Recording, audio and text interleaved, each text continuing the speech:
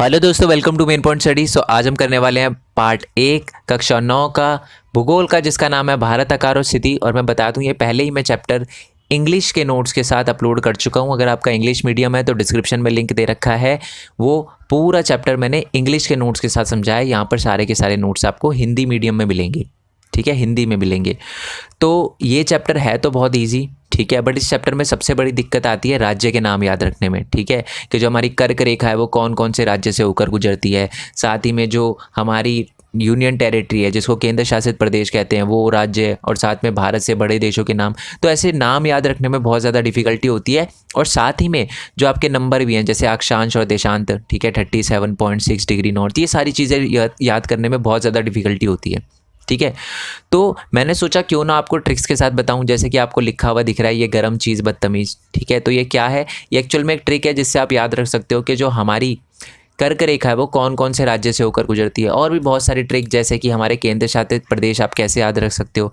चलो दिल दे दो आप, जम्मू कश्मीर एंड लद्दाख, ये एक ट्रिक है जिससे आप याद रख सकते हो कि हमारे देश के अंदर कौन कौन से केंद्र शासित प्रदेश हैं, ठीक है।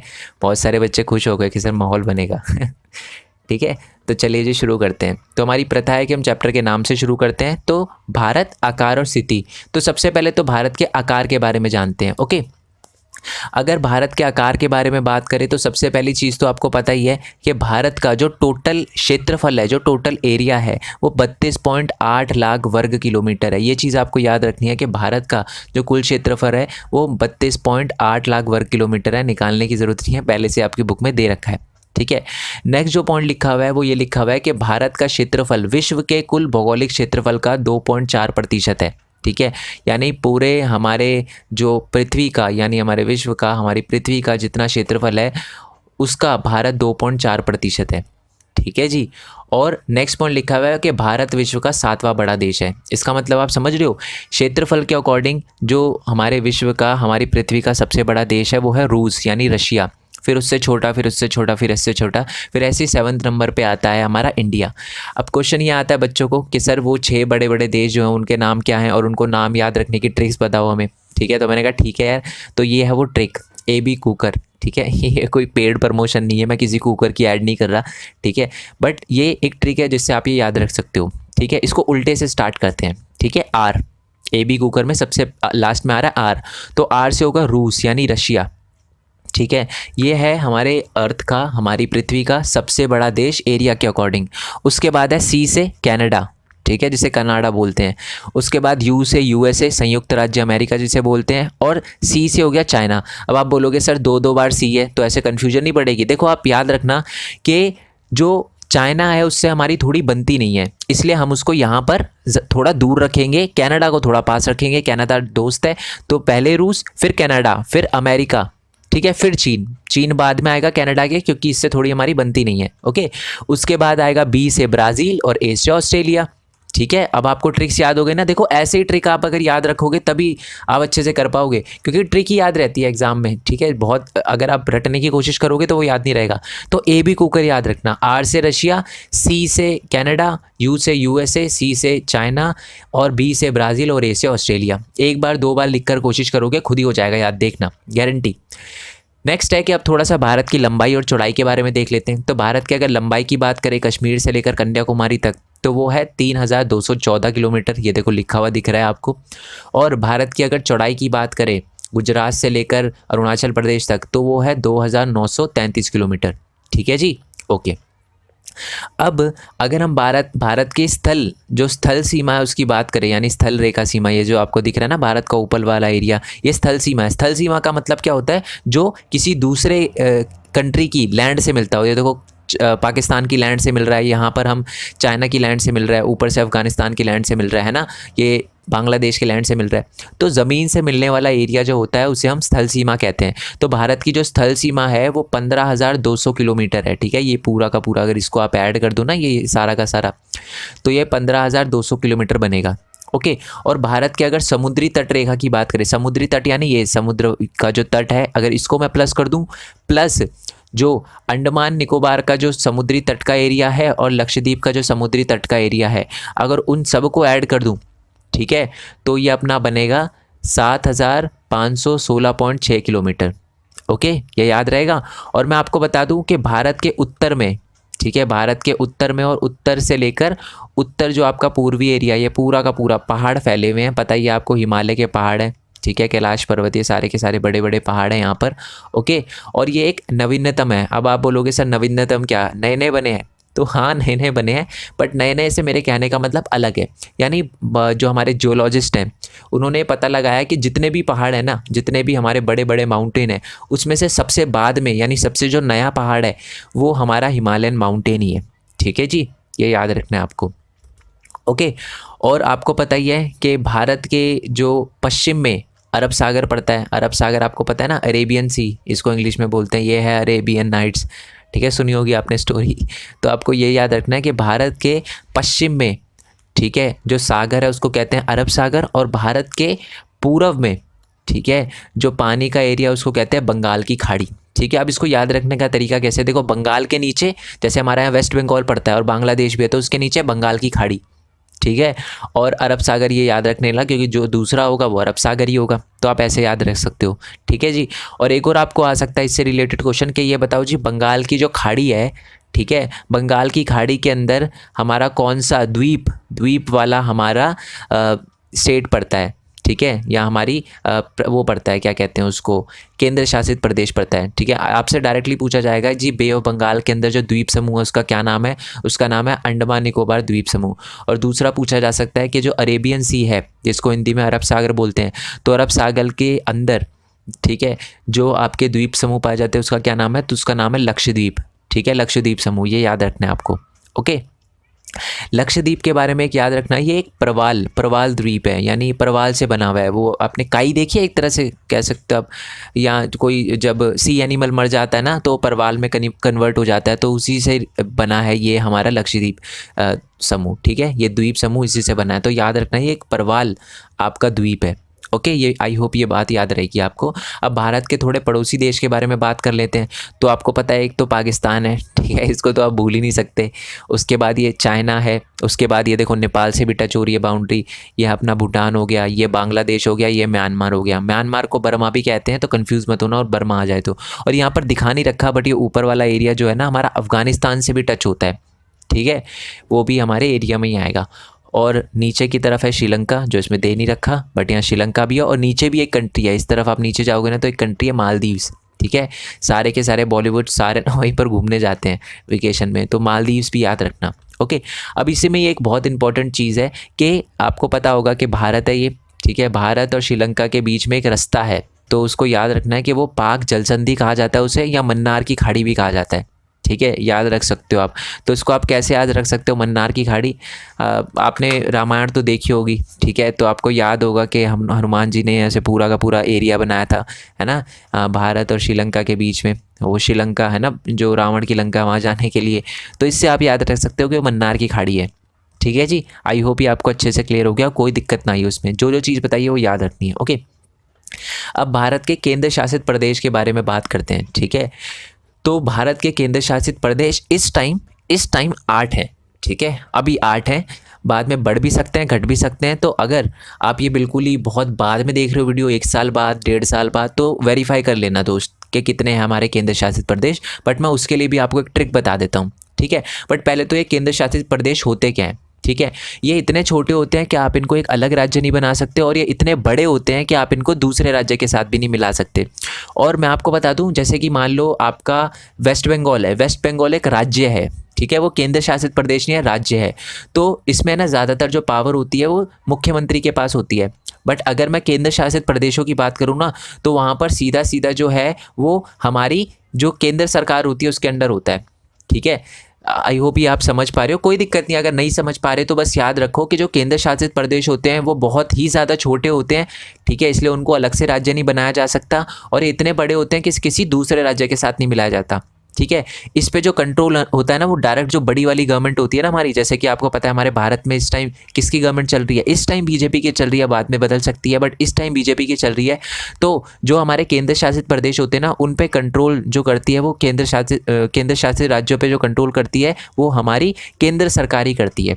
ठीक है, तो चलो जी, तो सबसे पहले तो मैं आपको दिखा देता हूँ कि हमारे केंद्र शासित प्रदेश कौन कौन से हैं। तो सबसे पहले तो ये जो चंडीगढ़ है, ठीक है, पंजाब और हरियाणा के बीच में, ठीक है, तो एक चंडीगढ़ है, तो ये हमारा पहला केंद्र शासित प्रदेश है। दूसरा है लक्षद्वीप, ठीक है, ये लक्षद्वीप 2 आइलैंड है, ठीक है, इस पर भी डायरेक्टली केंद्र सरकार कंट्रोल करती है। दूसरा है अपना दिल्ली, दिल्ली तो आपको पता ही है, ये रहा दिल्ली, ठीक है। नेक्स्ट है अपना ये एक दमन द्वीप और दादर एंड नागर हवेली, ठीक है, दमन द्वीप हो गया और दादर एंड नागर हवेली भी आपको दिख रहा होगा, ये दो तरफ है, ठीक है, दादर एंड नागर हवेली और दमन एंड द्वीप।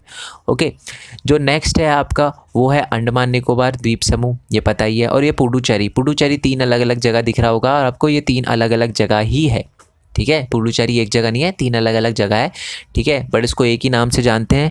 और साथ ही में इस पे कंट्रोल किसका होता है, हमारे केंद्र सरकार का होता है, और ये केंद्र शासित प्रदेश है। ओके, और नेक्स्ट है अभी जम्मू कश्मीर और लद्दाख, अभी जो है 2019 में इसको यूनियन टेरिटरी बनाया गया था, और अभी भी ये यूनियन टेरिटरी है, बाद में क्या पता चेंज हो जाए, बट अभी ये यूनियन टेरिटरी है, ठीक है। कौन कौन सी, चंडीगढ़, दिल्ली, दमन द्वीप, दादर एंड नागर हवेली, लक्षद्वीप, और साथ में अपना अंडमान निकोबार, पुडुचेरी और जम्मू कश्मीर और लद्दाख ही है। तो इसको याद करने का तरीका क्या है, देखो इसको याद करने का सिंपल तरीका है, चलो दिल दे दो आप जम्मू कश्मीर एंड लद्दाख, ठीक है, ये कोई ऐसा नहीं है, देखो ट्रिक है ये। जैसे कि इसको मैंने ऐसे लिख दिया, चलो CH से चंडीगढ़, L से लक्षद्वीप, DIL यानी दिल, दिल से दिल्ली, दिल वालों की दिल्ली, ठीक है, तो और दे दो, ठीक है, दी यानी दमन एंड द्वीप एंड दादर एंड नागर हवेली, ठीक है, ये है ना अब एक हो चुका है, पहले अलग अलग था बट अब ये एक हो चुका है, इसको एक यूनियन टेरिटरी में कन्वर्ट कर दिया गया। पहले ये दमन द्वीप अलग अलग होता था और दादर एंड नागर हवेली अलग अलग होता था, बट इन दोनों को एक कर दिया गया, दमन एंड द्वीप एंड दादर एंड नागर हवेली, ये पूरा का पूरा एक यूनियन टेरिटरी है।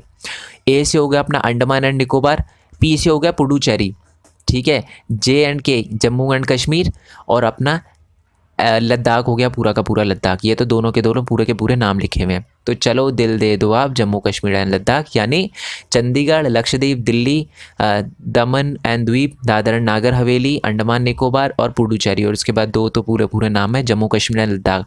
तो ट्रिक अच्छी लगी ना दोस्त, ऐसे ही करना है आपको। ओके, अब मैं आपसे क्वेश्चन पूछता हूँ, वैसे तो चलो मैं अभी करूँगा नहीं स्लाइड चेंज, मैं आपसे पूछता हूँ, आप बताओ कि भारत का एरिया के अकॉर्डिंग सबसे बड़ा राज्य कौन सा है, ठीक है, वो आप मेरे को नीचे कमेंट बॉक्स में बताना, और बताना भारत का सबसे छोटा राज्य कौन सा है। पॉज कर लो वीडियो, क्योंकि मैं अभी इसका आंसर बताने वाला हूँ, ठीक है, आंसर कर दो, फिर वीडियो को ऑन करना, दोबारा से रिज्यूम करना, ठीक है। तो आपको पता ही है कि अगर क्षेत्रफल के हिसाब से देखें तो भारत का जो सबसे बड़ा राज्य है वो राजस्थान है, ठीक है, आपको पता ही है, और भारत का जो सबसे छोटा राज्य है वो गोवा है, ठीक है, ये भी आपको पता होगा। और मैं आपको बता दूं कि एक है कन्याकुमारी, ठीक है, ये ना 3 तरफ से पानी से घिरा हुआ है। देखो यहाँ पर क्या था अपना बंगाल की खाड़ी, यहाँ पर क्या था अपना अरब सागर, और नीचे क्या है हमारा हिंद महासागर। तो ये 3 तरफ से पानी से घिरा हुआ है, क्या, कन्याकुमारी 3 तरफ से पानी से घिरा हुआ है, ये याद रखना। आपको ऐसा आ सकता है क्वेश्चन कि ऐसा कौन सा एरिया है जो 3 तरफ से पानी से घिरा हुआ है, तो ये हमारा कन्याकुमारी जो है वो 3 तरफ से पानी से घिरा हुआ है, यहाँ पर भी पानी, यहाँ पर भी पानी और नीचे की तरफ भी पानी। ओके ओके जी, तो अब आपको क्वेश्चन आएगा कि भारत का सबसे निचला बिंदु दक्षिणी छोर कौन सा है, ठीक है। अब आप सोचोगे जी सर भारत का सबसे दक्षिणी छोर तो ये कन्याकुमारी होगा, नहीं दोस्त, आप भूल गए ना कि जो हमारा अंडमान निकोबार है वो भी तो भारत के अंदर आता है। तो भारत का जो सबसे दक्षिणी छोर है ना वो इंदिरा पॉइंट है, यहाँ पर अंडमान निकोबार में सबसे नीचे, देखो बिल्कुल कन्याकुमारी से भी नीचे आ रहा है, दिख रहा है आपको, कन्याकुमारी से भी नीचे आ रहा है, तो इसको इंदिरा पॉइंट कहते हैं। वैसे ये आज है नहीं, मतलब 2004 में बाढ़ आई थी, ठीक है, सुनामी आई थी, या सुनामी आई थी, बाढ़ तो नहीं कह सकते उसको, ठीक है, तो सुनामी आई थी तो उसमें ये पॉइंट डूब गया था, बट आज भी ये हमारे भारत का है, तो भारत के अंदर ही, तो सबसे दक्षिणी छोर है ये इंदिरा बिंदु, ठीक है जी, ये याद रहेगा। सबसे बड़ा राज्य, सबसे छोटा राज्य, 3 तरफ से पानी से घिरा हुआ, और भारत का सबसे दक्षिणी छोर। कन्याकुमारी मत लिखना दोस्त, आपको यही लिखना है, इंदिरा बिंदु लिखना है। ओके ओके जी, अब नेक्स्ट आपको एक चीज़ बताता हूँ, ठीक है, आपको ना एक चीज़ ये नोटिस हो रही होगी, ठीक है, जैसे कि मैं आपको थोड़ा सा जूम करने की कोशिश करता हूँ, हाँ देखो, अब देखो दिख रहा होगा आपको, ये भारत है, मुंबई। पहले क्या होता था 1869 से पहले, मैं 1869 से पहले की बात बता रहा हूँ, तो 1869 से पहले क्या होता था कि आपको पता है उस टाइम भी हम ट्रेड वगैरह करते थे, व्यापार वगैरह करते थे, तो अगर हमें लंदन जाना होता था ना तो हमें ऐसे घूम के जाना पड़ता था, ऐसे अफ्रीका से ऐसे घूम के जाना पड़ता था, तो हमें कितना एरिया कवर करना पड़ता था, 19,800 किलोमीटर का एरिया कवर करना पड़ता था ऐसे घूम के, ठीक है, शिप से जाया करते थे, उस टाइम तो शिप हुआ करती थी, ठीक है। और अगर बात करें तो उसके बाद 1869 में क्या बना, एक सूज कैनाल बना, यानी एक रास्ता बनाया गया, ये रास्ता, ये वाला, ये छोटा रास्ता बनाया गया जिसको सूज कैनाल कहते हैं, ठीक है।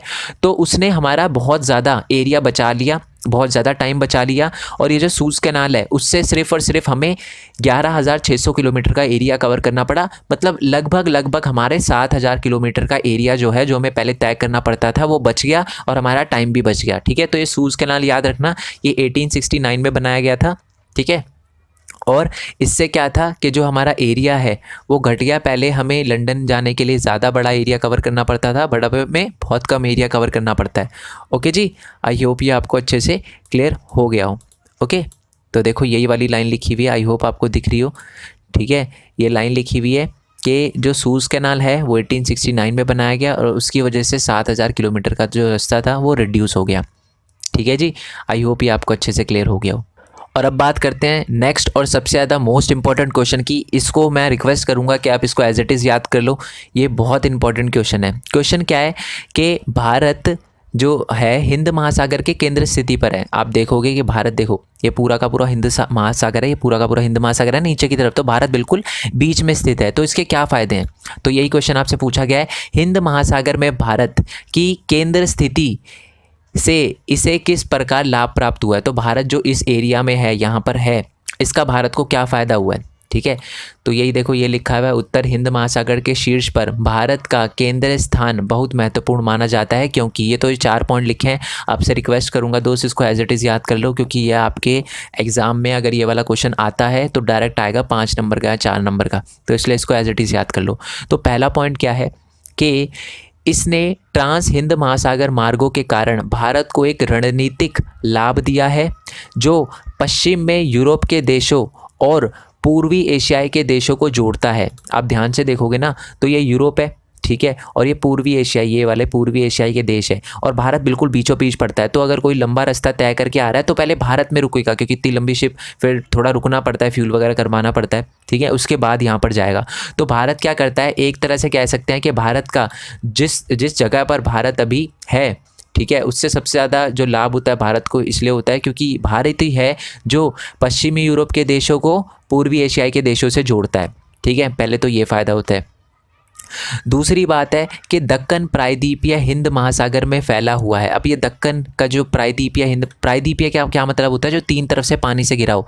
याद रखना, प्रायद्वीप क्या होता है, जो 3 तरफ से पानी से घिरा हो। तो हमें 3 तरफ से घिरा हुआ है, इस तरफ से पश्चिम की तरफ से क्या है, अरब सागर, दक्षिण की तरफ से क्या है, हिंद महासागर, और पूर्व की तरफ से क्या है, हमारा बंगाल की खाड़ी।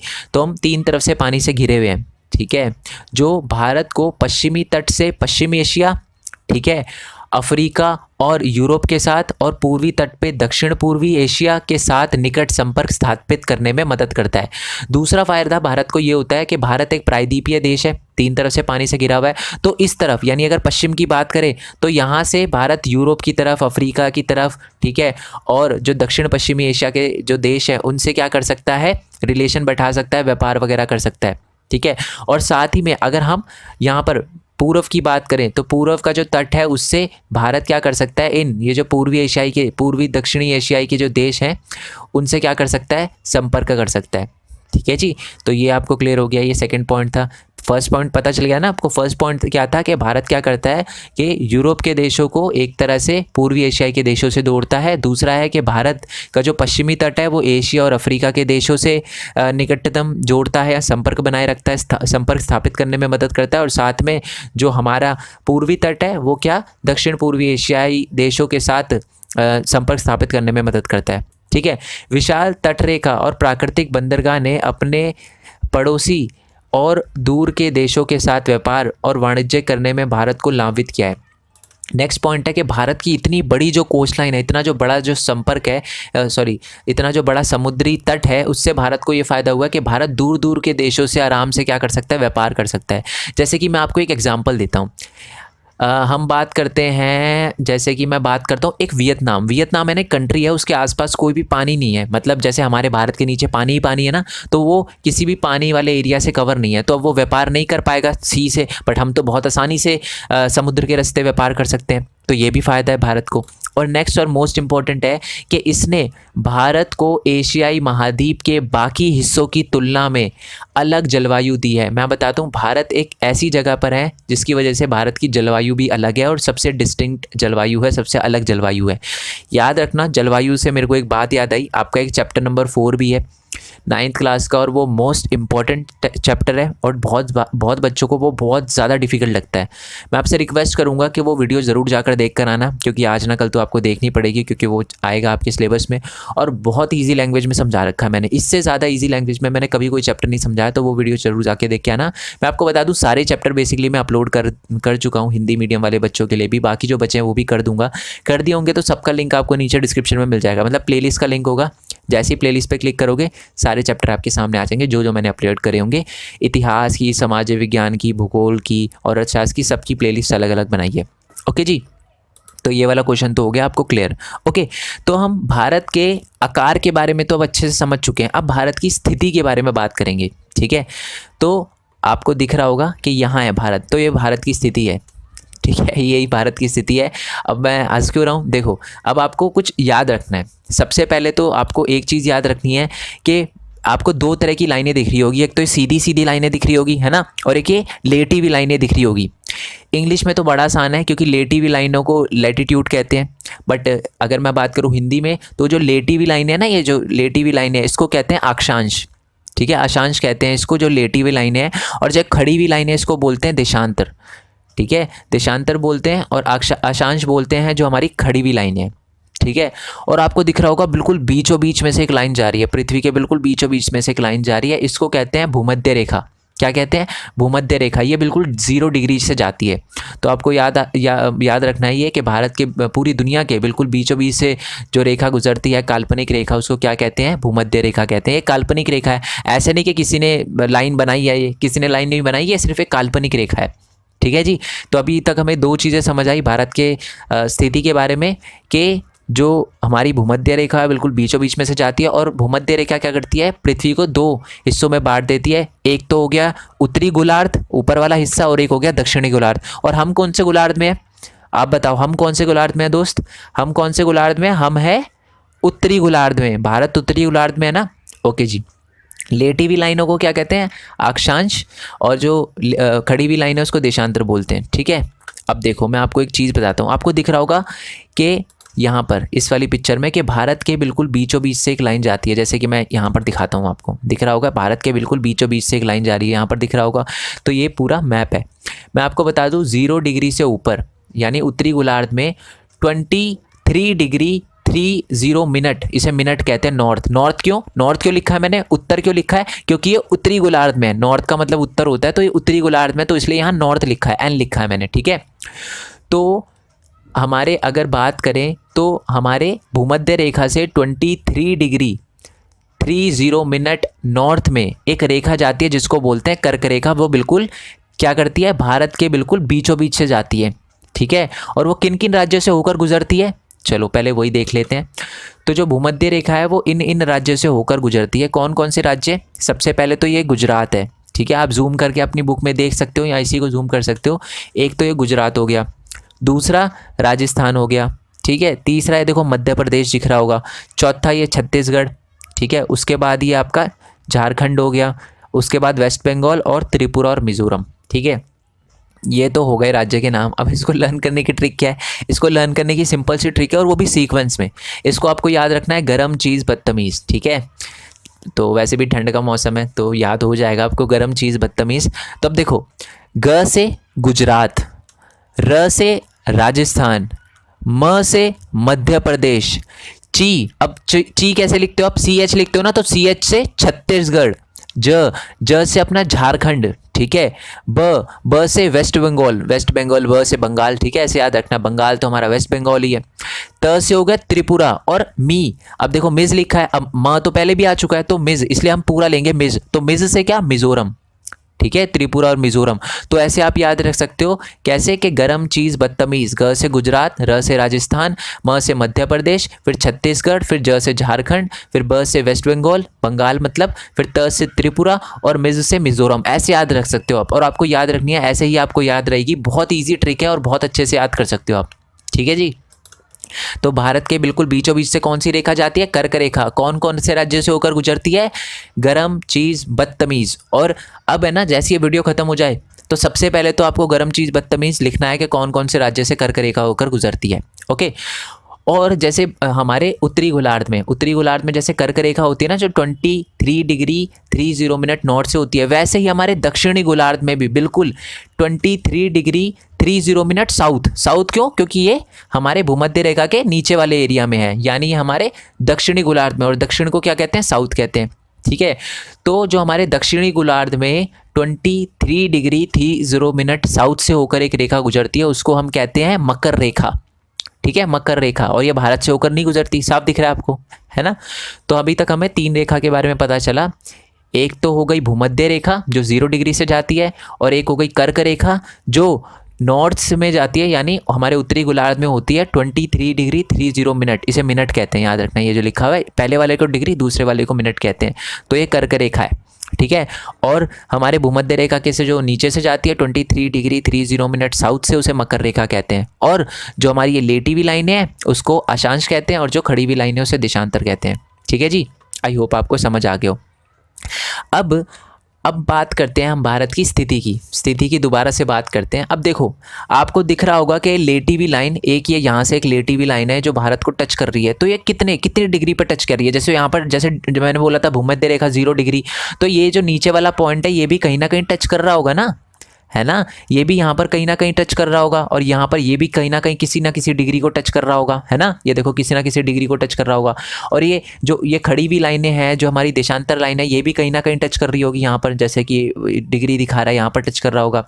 और हमारे यहाँ पर भी कहीं ना कहीं किसी ना किसी डिग्री को टच कर रहा होगा। ठीक है। तो इसको आपको लर्न करना है, और इसको लर्न करने की ही मैं आपको ट्रिक बता रहा हूँ। ठीक है। पहले देखो, यहाँ देखो, ये टच कर रही है, ये जो हमारी देशांतर लाइन है, ये यहाँ पर, सॉरी, अक्षांश है ना, ये लेटी हुई लाइन है जिसको अक्षांश कहते हैं। तो ये 37.6, ये मेरे को भी नहीं दिख रहा बट मेरे को याद है, मैं आपको बताऊंगा मेरे को कैसे याद है। 37 डिग्री 6 मिनट क्या? नॉर्थ। ठीक है, नॉर्थ याद रखना, नॉर्थ, नॉर्थ, क्योंकि ये उत्तर में है। और 8 डिग्री 4 मिनट नॉर्थ। अब आप बोलोगे सर यहाँ भी नॉर्थ, यहाँ भी नॉर्थ, यहाँ तो साउथ आना चाहिए था, यहाँ नॉर्थ क्यों लिख रहे हो? यहाँ मैं नॉर्थ पता है क्यों लिख रहा हूँ? क्योंकि भारत है तो नॉर्थ वाले उसमें, ठीक है, उत्तरी गोलार्ध में ही है ना, इसलिए हम इसको नॉर्थ ही कहेंगे। यहाँ पर भी नॉर्थ है और यहाँ पर भी नॉर्थ है, क्योंकि तो हम भूमध्य रेखा से ऊपर ही रहे हैं, तो इसलिए उत्तर में भी हमारा नॉर्थ आएगा और दक्षिण में भी नॉर्थ आएगा। ठीक है। तो 37 degree 6 minute north, 8 degree 4 minute north. ठीक है। अब बात करते हैं यहाँ पर पश्चिम की तरफ दिख रहा होगा आपको 68 दिख रहा होगा आपको 68 डिग्री 7 मिनट। ठीक है, 68 डिग्री 7 मिनट ईस्ट। ठीक है, ईस्ट, ई आएगा। अब आप बोलोगे सर ईस्ट क्यों आएगा? अब देखो, ये क्या था? नॉर्थ, ये क्या था? साउथ, ये क्या था? वेस्ट, ये क्या था? ईस्ट। ये ईस्ट है। ठीक है, ये वाला पूरा एरिया ईस्ट होगा। ठीक है, और ये वाला पूरा एरिया वेस्ट होगा। तो हम कहाँ पर हैं? ईस्ट पे। तो ये जो लाइनें हैं, ठीक है, ये जो खड़ी हुई लाइनें हैं, खड़ी हुई लाइनों को क्या बोलते हैं? देशांतर। तो ये जो देशांतर लाइनें हैं, यहाँ पर ईस्ट ही आएगा, दोनों तरफ, यहाँ भी ईस्ट आएगा और यहाँ भी ईस्ट आएगा। क्यों? क्योंकि है तो हम ईस्ट वाले एरिया में ना। ये देखो, बीचों बीच से भी यहाँ से भी एक लाइन जा रही है, तो हम ईस्ट वाले एरिया में आते हैं। ठीक है, नॉर्थ और ईस्ट वाले। तो याद रखना है आपको, यहाँ पर भी ईस्ट आएगा, यहाँ पर भी। और ये क्या है? 97 डिग्री 25 मिनट ईस्ट। ठीक है। अब इसको लर्न करने का तरीका क्या है? अब यहीं पर बच्चों को सबसे बड़ी कन्फ्यूजन आती है, सर ये 4 डिग्री बताइए। अगर हमें याद नहीं रहा तो मैं आपको बताता हूँ, इसको लर्न करने का बहुत बढ़िया तरीका है। ठीक है, और मैं ज़्यादातर चीज़ जो नंबर है वो ऐसे ही लर्न करता हूँ। ठीक है, क्योंकि मेरे को ज्योग्राफी के बहुत सारे नंबर याद करने पड़ते हैं। आपके लिए तो एक है, मेरे लिए तो बहुत सारी क्लास है। मैं कैसे याद करता हूँ? देखो, आपने कभी रेडियो जॉकी को सुना है? रेडियो सुना आपने? तो वो नंबर कैसे बनाता है? 1800500 ऐसे कुछ बताता है ना, जिससे एक बार में उसको याद हो जाता है और सीक्वेंस बन जाता है, आपको याद नहीं रखना पड़ता। तो इसको भी आपको ऐसे याद रखना है। ठीक है, 376846879725। ठीक है, ये दोबारा से बोलता हूँ, 376846879725, 376846879725, 376846879725। ठीक है, देखो 376 ये हो गया, 84 ये हो गया, 37684, फिर 687, तो 687 हो गया, फिर 79725। ठीक है, 3725 ऐसे याद रख सकते हो आप, बिल्कुल आसानी से याद हो जाएगा। 376846879725 376846879725 मैं अभी आपसे पूछूंगा ये, ठीक है, याद रहना चाहिए आपको। आई होप ये आपको क्लियर हो गया हो, ठीक है। अब बात करते हैं टाइम की, ठीक है। टाइम से मेरे कहने का क्या मतलब है, देखो, चाहे आप जम्मू कश्मीर में रह रहे हो, चाहे आप कन्याकुमारी में रह रहे हो, चाहे आप गुजरात में रह रहे हो, चाहे आप अरुणाचल प्रदेश में रह रहे हो, बट भारत का एक ही टाइम है, ठीक है। वो अब जो टाइम तय होता है वो कहाँ से तय होता है, वो होता है हमारे मिर्ज़ापुर से। अब मिर्ज़ापुर से क्यों होता है, आप देख रहे होगे, एक लाइन दिख रही होगी, ठीक है, बिल्कुल लाइन दिख रही होगी, ठीक है। तो ये बिल्कुल हमारे जैसे एक कर्क रेखा जो हमारे देश को क्या करती है और यहाँ से ऊपर और नीचे में बांटती है, तो वैसे एक मानक यमयोत्तर है, इसको हिंदी में मानक यमयोत्तर बोलते हैं, इंग्लिश में स्टैंडर्ड मेरिडियन बोलते हैं। तो स्टैंडर्ड मेरिडियन जो है या मानक यमयोत्तर है, ये भारत को ये पूर्व पश्चिम में बांटती है, ठीक है। तो यहाँ से हमारा टाइम तय होता है, बिल्कुल बीचों बीच एक जगह पड़ती है जिसको कहते हैं मिर्ज़ापुर, यूपी के अंदर, पता ही है आपको मिर्ज़ापुर, बहुत सारे बच्चे मिर्ज़ापुर से भी देखते हैं। तो मिर्ज़ापुर से ये हमारा टाइम तय होता है। तो मिर्ज़ापुर के अंदर जो टाइम होता है वही पूरे भारत के अंदर टाइम तय होता है, याद रखना। टाइम तय कहाँ से होता है, मिर्ज़ापुर से, ठीक है। क्यों, क्योंकि मिर्ज़ापुर से ही मानक यमयोत्तर गुजरती है, ठीक है जी। आई होप ये आपको अच्छे से क्लियर हो, ओके। अब इसी से रिलेटेड एक क्वेश्चन है और वो क्वेश्चन आपको ज़रूर आता है, ठीक है। सूर्योदय अरुणाचल प्रदेश के पूर्वी भाग में गुजरात के पश्चिमी भाग की अपेक्षा 2 घंटे पहले क्यों होता है, जबकि दोनों राज्यों में घड़ी एक ही समय दर्शाती है, स्पष्ट करें। अब इसका मतलब क्या है, आपको मैं बता दूं, सूरज जो है वो यहाँ से आता है, ठीक है, पूरब से निकलता है, पता है ना आपको, सूरज पूरब से निकलता है। तो यहाँ पर है ना, पहले सूरज निकलता है और यहाँ पर बाद में सूरज निकलता है, ठीक है। तो ऑब्वियसली बात है, यहाँ पर पहले सूरज निकलता है तो, और 2 घंटे का अंतर है, इसलिए मैं आपको बता दूं, यहाँ पर सूरज जब निकलता है तो 2 घंटे बाद निकलता है गुजरात में, ठीक है। तो इनका टाइम भी अलग अलग होना चाहिए था फिर तो इनका टाइम अलग अलग क्यों नहीं है, क्योंकि आपको पता ही है कि हमारे भारत को जो समय तय होता है वो कहाँ से होता है, वो बिल्कुल बीच वाली बिंदु से तय होता है। हमारे भारत का जो पूर्व से और पश्चिम में बांटता है, जो मानक यमयोत्तर है, वहाँ से तय होता है, मिर्ज़ापुर से। इसलिए भारत के दोनों राज्यों में जो घड़ी का समय है वो सेम ही दर्शाता है, ठीक है। अब ये 2 घंटे का अंतर क्यों होता है मैं आपको बताता हूँ, ठीक है। 2 घंटे का अंतर क्यों होता है, देखो ध्यान से सुनना मेरी बात, इसमें थोड़ी सी मैथ्स है, ठीक है। 97 डिग्री 25 मिनट ये अपना ईस्ट हो गया, ये लिखा है 68 डिग्री 7 मिनट ये आपका ईस्ट हो गया। 98 को माइनस करो 68 से, ठीक है, मतलब पूरा इसको माइनस करोगे ना तो ऑलमोस्ट 30 डिग्री आएगा, मतलब 30 डिग्री 29 पॉइंट ऐसे आएगा, बट ऑलमोस्ट 30 डिग्री मानो उसको।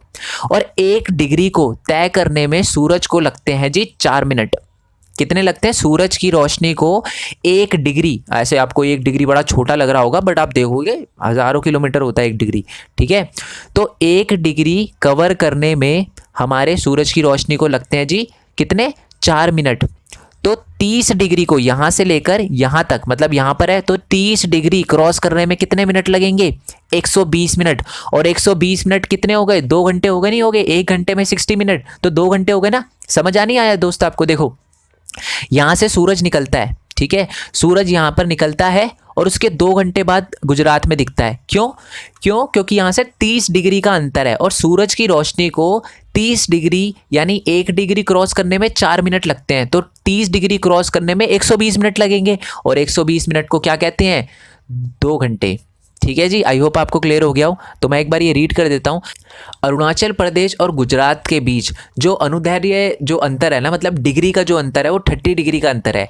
इसके कारण इन राज्यों के बीच लगभग 2 घंटे का समय अंतराल है, इसलिए 2 घंटे का समय अंतराल है, ठीक है, क्योंकि इनमें 30 डिग्री का अंतर है।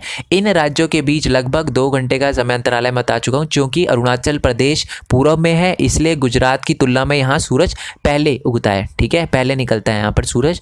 भारतीय जो समय है वो मानक समय, भारत के मानक यमयोत्तर जिसको स्टैंडर्ड मेरिडियन कहते हैं, मानक यमयोत्तर के समय से ही लिया जाता है, इसलिए दोनों राज्यों में घड़ियों का समय सेम दर्शाता है, ठीक है। क्यों, क्योंकि हमारा जो टाइम है वो मानक यमयोत्तर यानी स्टैंडर्ड मेरिडियन से लिया जाता है। आई होप ये आपको अच्छे से क्लियर हो गया हो, ठीक है जी। बाकी चैप्टर भी अपलोड कर चुका हूँ, लिंक आपको नीचे डिस्क्रिप्शन में मिल जाएगा। बट मेरी पहली बात सुनो, अब पहले तो मैं जो क्वेश्चन पूछ रहा हूँ उसका आंसर बताना। पहला क्वेश्चन है आपका कि भारत से बड़े जो देश है उनका नाम बताओ नीचे कमेंट बॉक्स में।